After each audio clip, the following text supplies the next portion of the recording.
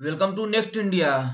आज है 18 जून 2021 और 18 जून 2021 से करंट अफेयर्स के जितने भी इंपॉर्टेंट क्वेश्चन बन सकते हैं आज हम सारे इस वीडियो में डिस्कस करेंगे।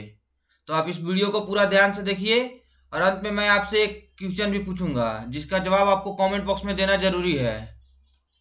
आप इस वीडियो को अगर यदि अच्छा लगे आपको ये वीडियो तो लाइक कमेंट तथा शेयर करना न भूलें। आप इस वीडियो का पीडीएफ फाइल यदि पाना चाहते हैं तो आप हमारे टेलीग्राम चैनल को ज्वाइन कर लें। टेलीग्राम चैनल पर आपको सारे के सारे पीडीएफ एक साथ मिल जाएंगे तथा वीडियो के सभी वीडियो के डिस्क्रिप्शन का लिंक वहां पर भी मिल जाएगा।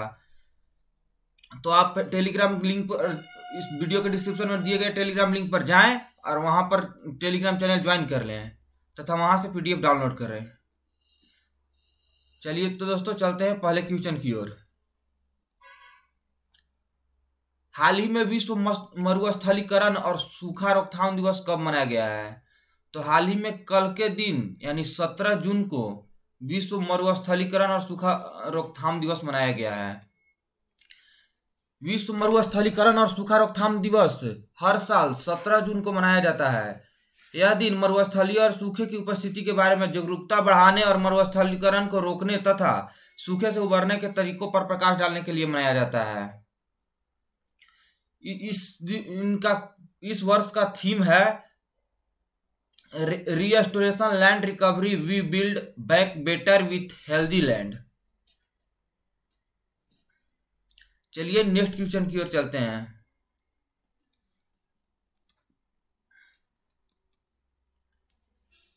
हाल ही में माइक्रोसॉफ्ट ने सीईओ सत्य नडेला को किस पद पर नियुक्त किया है? तो हाल ही में माइक्रोसॉफ्ट के सीईओ सत्य नडेला जो हैं उन्हें उच्च पद पर यानी चेयरमैन के पद पर नियुक्त कर दिया गया है तथा सीईओ वर्तमान में सीईओ भी है तथा चेयरमैन भी है माइक्रोसॉफ्ट का। यह है इमेज में सत्य नडेला जो माइक्रोसॉफ्ट ने मुख्य कार्यकारी अधिकारी को अपना नियुक्त किया है अध्यक्ष के रूप में। उन्होंने 2014 में स्टीव बाल्मर के बाद सॉफ्टवेयर दिग्गज के सीईओ के रूप में पदभार संभाला। उन्हें 1975 में स्थापित कंपनी की नई ऊर्जा लाने का श्रेय दिया जाता है। कंपनी ने पूर्व अध्यक्ष जॉन थॉम्पसन को एक प्रमुख स्वतंत्र निदेशक के रूप में भी नियुक्त किया है। बात हुई माइक्रोसॉफ्ट तथा सत्य नडेला के बारे में, तब जान लेते हैं दोनों के बारे में। माइक्रोसॉफ्ट कॉरपोरेशन का स्थापना 4 अप्रैल 1975 को हुआ था। इसका हेडक्वार्टर है वाशिंगटन यूनाइटेड स्टेट में तथा फाउंडर है बिल गेट्स तथा पॉल एलेन। इसका वर्तमान में सीईओ सत्य नडेला है तथा अब जान लेते हैं सत्य नडेला के बारे में। सत्य नडेला जो सीईओ के वर्तमान सीईओ तथा न्यू प्रेसिडेंट भी हैं, जिनका जन्म 19 अगस्त 1967 को हुआ था। यह अभी 53 वर्ष के हैं, जिनका जन्म हैदराबाद में एक भारतीय है। इनका लेकिन नेशनलिटी अमेरिकन है। इनका जन्म भारत में हुआ था।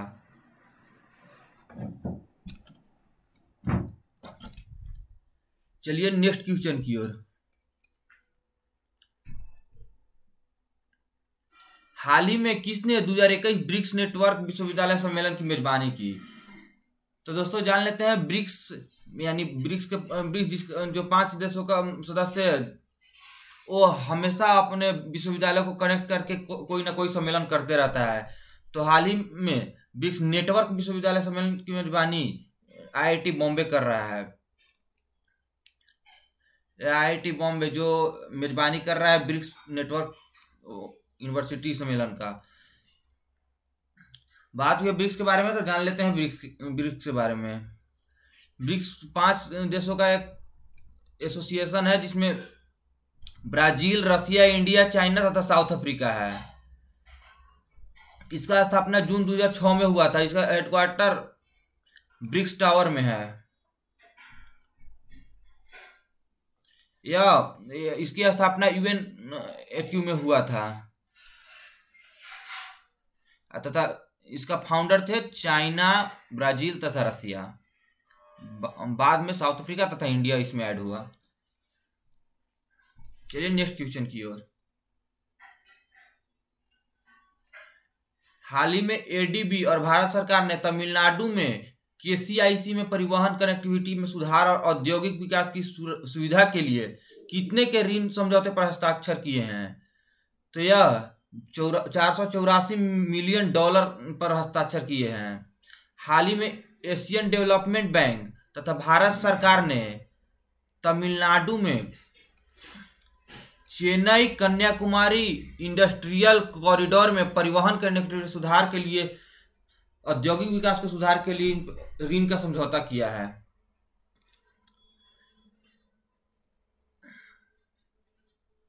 तो यह है एडीबी यानी एशियाई डेवलपमेंट बैंक। एशियाई डेवलपमेंट बैंक की स्थापना 19 दिसंबर 1966 को हुआ था। यह एक क्षेत्रीय विकास बैंक है जिसका मुख्यालय फिलीपींस के मेट्रो मनीला मंडीलोक शहर में ऑर्टिगस सेंटर में है। कंपनी एशिया में सामाजिक और आर्थिक विकास को बढ़ावा देने के लिए दुनिया भर में 31 क्षेत्रीय कार्यालयों का भी रख रखाव करती है। चलिए नेक्स्ट क्वेश्चन की ओर। हाल ही में किस बीमा कंपनी को बीमा ब्रोकिंग शुरू करने के लिए नियामक IRDAI से मंजूरी यानी लाइसेंस मिली है? तो हाल ही में पॉलिसी बाजार बीमा कंपनी को IRDAI से लाइसेंस मिली है बीमा ब्रोकिंग शुरू करने के लिए। पॉलिसी बाजार को बीमा ब्रोकिंग शुरू करने के लिए नियामक IRDAI से मंजूरी मिली है। यह एक ऐसा विकास है जो कंपनी को कारोबार बढ़ाने और सेवाओं के बुके का विस्तार करने में मदद करेगा। इस विकास के साथ कंपनी अपने वेब एग्रीगेटर लाइसेंस का भारतीय बीमा नियामक और विकास प्राधिकरण यानी IRDAI को सौंप देगी और ब्रोकिंग छतरी के तहत बीमा एकत्रीकरण सहित व्यवसाय करेगी। ब्रोकिंग लाइसेंस कंपनी को उन क्षेत्रों में उद्यम करने की अनुमति देगा जो वह अतीत में दावा सहायता, ऑफलाइन सेवाओं और पॉइंट्स ऑफ प्रेजेंस नेटवर्क स्थापित करने में नहीं कर सकती थी। जीवन बीमा खंड में पॉलिसी बाजार की बाजार हिस्सेदारी 25% है जबकि स्वास्थ्य बीमा में 10% है। बात हुई पॉलिसी बाजार के बारे में तो जान लेते हैं पॉलिसी बाजार के बारे में तथा IRDAI के बारे में भी जान लेते हैं। IRDAI इसका फुल फॉर्म होता है insurance regulatory and development authority. यह एक ऐसा अथॉरिटी है जो पॉलिसी कंपनी को इंश्योरेंस देने का काम करती है। इसका वेबसाइट है irdai.gov.in। इसका स्थापना 1999 में हुआ था। यह एक इंश्योरेंस सेक्टर का कंपनी है जिसका हेडक्वार्टर हैदराबाद में है। तथा बात हुई है पॉलिसी बाजार के बारे में तो यह जान लेते हैं पॉलिसी बाजार। पॉलिसी बाजार एक प्रकार का बीमा कंपनी है जिसका CEO आशीष दहिया है, जो इसका फाउंडर आशीष दहिया तथा आलोक बंसल तथा अवनीश निर्जर हैं। इसकी स्थापना जून 2008 में हुआ था। अभी तक वर्तमान में इसके 10,001 प्लस एम्प्लॉई हैं तथा यहाँ का CFO आलोक बंसल हैं। यह एक प्रकार का प्राइवेट हेल्थ कंपनी है। चलिए नेक्स्ट क्वेश्चन की ओर। हाल ही में रक्षा मंत्री ने नवाचारों के लिए कितने रुपए के बजटीय समर्थन को मंजूरी दी है? तो हाल ही में रक्षा मंत्री ने नवाचारों के लिए 499 करोड़ रुपए के बजटीय समर्थन को मंजूरी दी है। यह है लेटेस्ट न्यूज जिसमें दिया गया कि रक्षा मंत्री ने नवाचारों के लिए 499 करोड़ रुपए की बजटीय समर्थन की मंजूरी दी है। जान लेते हैं इस आईडेक्स का उद्देश्य। इस आईडेक्स का उद्देश्य है कि कम समय में भारतीय रक्षा और एरोस्पेस क्षेत्र के लिए नई स्वदेशी और नवीन प्रौद्योगिकी की तेजी से विकास की सुविधा प्रदान करना।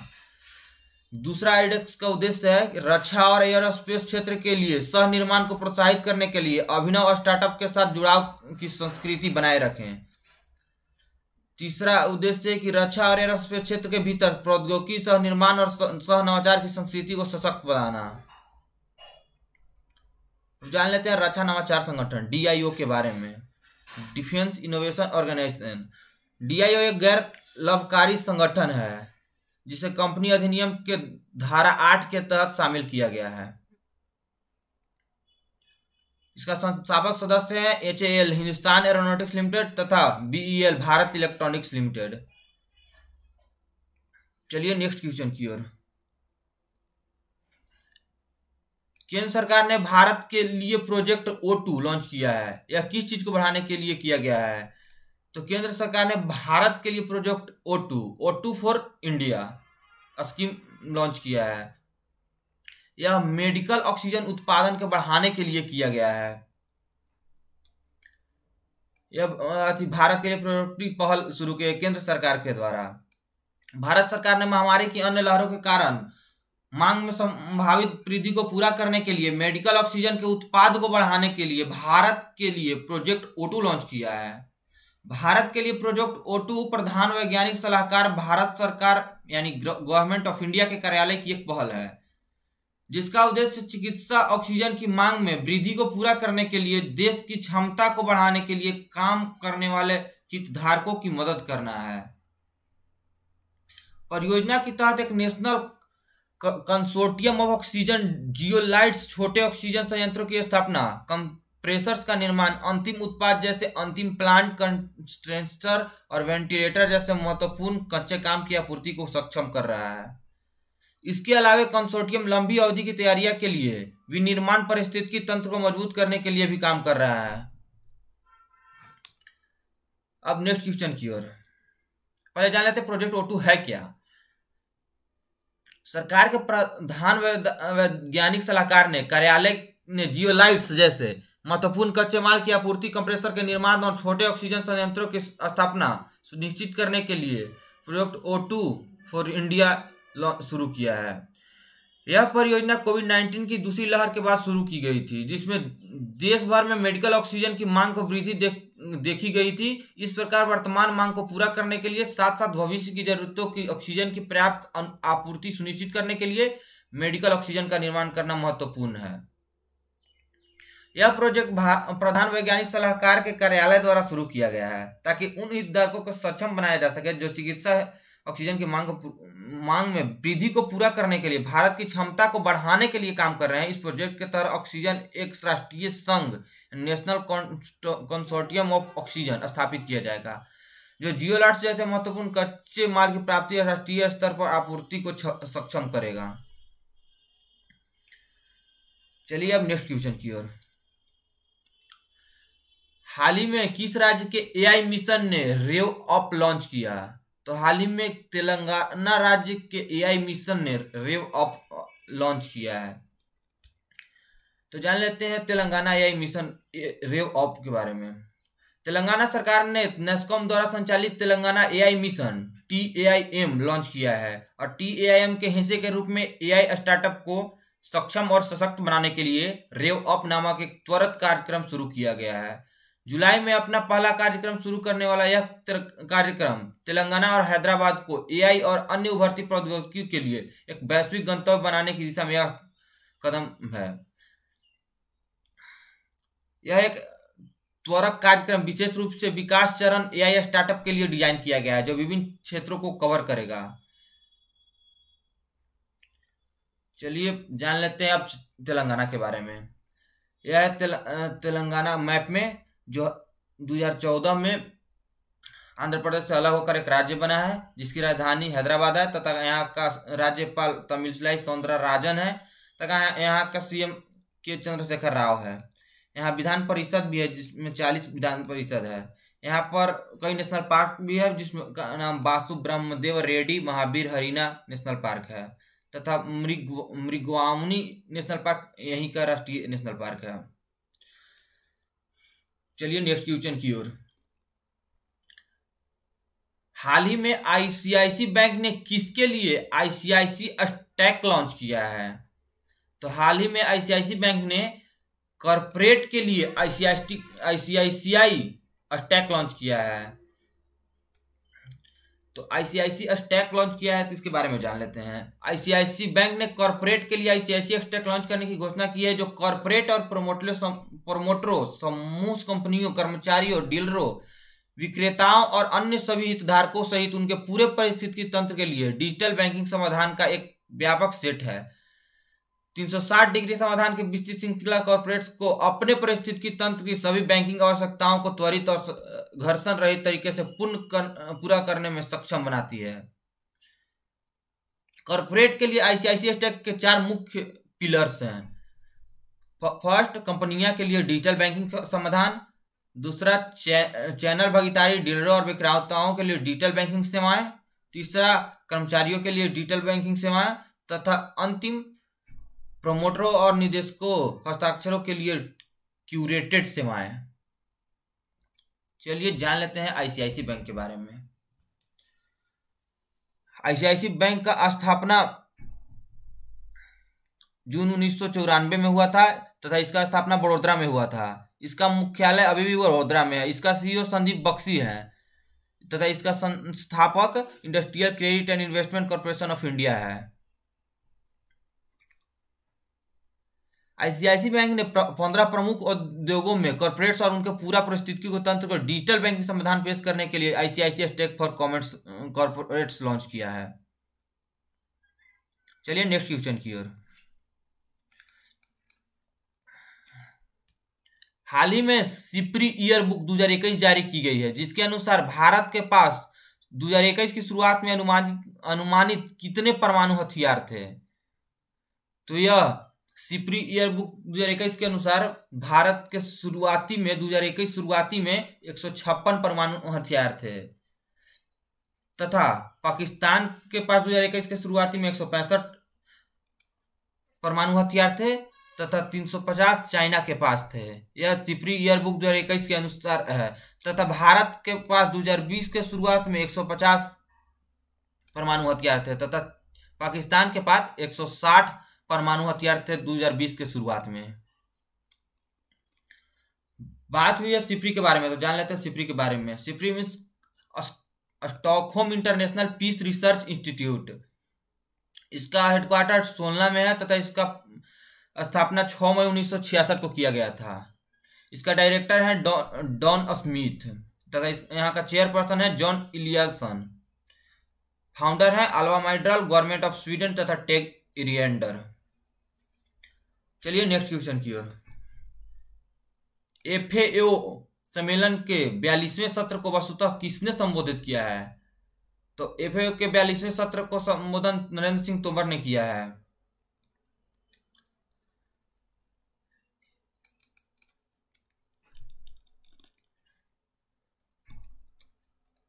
एफएओ जान लेते हैं एफएओ के बारे में। FAO means Food and Agriculture Organization. इसका हेडक्वार्टर रोम इटली में है। इसका स्थापना 16 अक्टूबर 1945 को हुआ था कनाडा में, क्यूबेक सिटी में। इसका हेड डायरेक्टर जनरल है क्यू डोंगन्यू। इसका फॉर्मेशन 16 अक्टूबर 1945 को हुआ था, तो बता ही दिए हमने। तथा इसका पेरेंट ऑर्गेनाइजेशन है यूनाइटेड नेशन, यूएन। चलिए नेक्स्ट क्वेश्चन की ओर। जागरूकता बढ़ाने, टीकाकरण को प्रोत्साहित करने के लिए किस राज्य में एक सड़क को कोविसेफ सड़क घोषित किया गया है। तो मध्य प्रदेश के इंदौर के एक सड़क है जिसे सड़क को कोविसेफ सड़क घोषित किया गया है। इसमें इस सड़क के अंदर सभी तरह के, जिसमें टीका लगवाने की सुविधा, जांच की सुविधा, हर तरह की सुविधा इस सड़क के अंदर अवेलेबल है, जिस वजह से इस सड़क को कोविसेफ सड़क घोषित किया गया है। यह सड़क मध्य प्रदेश के इंदौर सिटी में अवेलेबल है। यह कल का लेटेस्ट न्यूज जिसमें दिया गया है कि मध्य प्रदेश के इंदौर के एक रोड को कोविसेफ घोषित किया गया है। यह और रोड जिसमें कोविसेफ, यहाँ का सजावट भी कोविसेफ से और ज्यादा आक्रामक लग रहा है।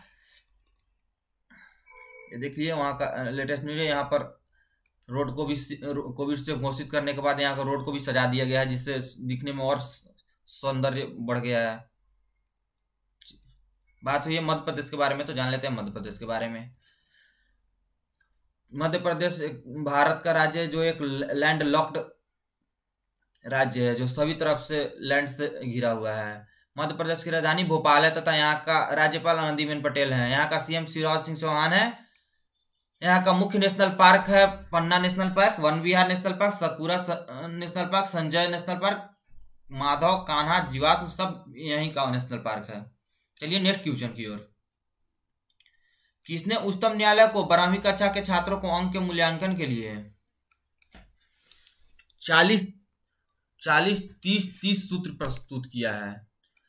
तो यह सीबीएसई ने उच्चतम न्यायालय को 12वीं कक्षा के छात्रों के अंकों के मूल्यांकन के लिए यह सूत्र प्रस्तुत किया है। तो जान लेते हैं 40-30-30 सूत्र है क्या।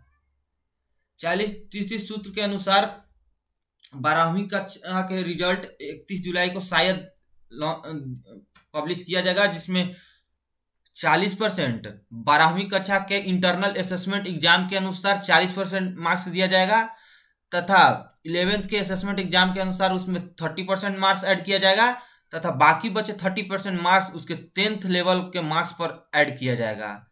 यह है सीबीएसई की नई पहल, जिससे 12वीं कक्षा के छात्रों को अंकों को मूल्यांकन को प्रस्तुत करेगी। यह है 40-30-30 सूत्र, यह भी जान लीजिएगा आप ध्यान से। चलिए नेक्स्ट क्वेश्चन की ओर। हाल ही में आसियान डेंगू दिवस कब मनाया गया है। तो हाल ही में आसियान डेंगू दिवस 15 जून को मनाया गया है। इसका आंसर है ए, 15 जून। कोई ना कोई अपना डेंगू दिवस मनाता है। जैसे भारतीय अपना नेशनल डेंगू दिवस मनाता है, वैसे ही एशियान अपना डेंगू दिवस मनाता है। तो इस वर्ष मतलब प्रत्येक वर्ष एशियान डेंगू दिवस 15 जून को मनाता है।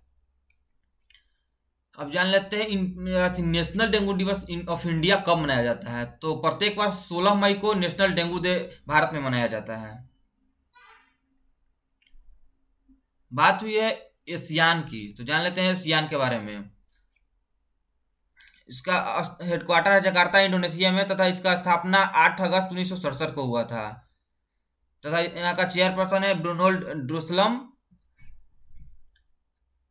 तथा यहाँ का सेक्रेटरी जनरल है एची डाटो लिमजोक होई, जो कि ब्रुनेई का है। एशियान का फुल फॉर्म होता है association of south east Asian Nations. चलिए नेक्स्ट क्वेश्चन की ओर। नेक्स्ट तथा आज का अंतिम क्वेश्चन। हाल ही में जून 17, 2021 यानी कल को 5 वर्षों में अपने नए अंतरिक्ष स्टेशन से पहले 3 मेन क्रू को किसने लॉन्च किया है। दोस्तों यह चाइना के द्वारा लॉन्च किया गया है। चाइना अपने न्यू स्पेस स्टेशन से 5 वर्षों के अंदर पहले 3 मेन क्रू लॉन्च किया है। तो यह जान लेते हैं बारे में चाइना के बारे में। वह वर्ल्ड मैप में है चाइना, जो भारत के ऊपरी हिस्सा में है। चाइना के जहाँ की राजधानी बीजिंग है, तथा यहाँ का करेंसी रेनमिन भी है। मैप को ध्यान से देख लीजिएगा तथा अपने ध्यान में डाल लीजिएगा। यह हमेशा प्रतिदिन 1-2 दिन बीच करके कहीं ना कहीं का राज्य का डिटेल वरना मैप का डिटेलिंग होता रहता है। आप ध्यान रख लीजिएगा। पर डे ध्यान रखने से आपका यह ऐसा पकड़ बन जाएगा जिससे आप भूल नहीं पाएंगे। अब चलते हैं कल के लास्ट दिन के क्वेश्चन के आंसर देने के लिए। फाइबर और खनिज समृद्ध जलगांव केला की खेप दुबई को किस राज्य से निर्यात की गई है। तो जीआई टैग प्राप्त जलगांव केला को यानी महाराष्ट्र से दुबई को निर्यात की गई है। अब जान लेते हैं आज के लिए आपके लिए आज का क्वेश्चन, तथा उस क्वेश्चन का जवाब आप कमेंट बॉक्स में देना न भूलें। तो आपके लिए आज का क्वेश्चन है, मॉडल पंचायत नागरिक चार्टर किसने लॉन्च किया है। तो इस क्वेश्चन का जवाब आपको कमेंट बॉक्स में बताना जरूरी है। आप इसका जवाब कमेंट बॉक्स में जरूर दें। ध्यान रखिएगा, प्रत्येक दिन अगर आप एक क्वेश्चन दिया जाता है, अगर आप उसका जवाब देते हैं तो आपका कैपेबिलिटी बढ़ते ही जाएगी। पिछले दिन का रिवाइज कोई न एक क्वेश्चन होता है जिसका रिवाइज करने में आपको यह मदद करेगा।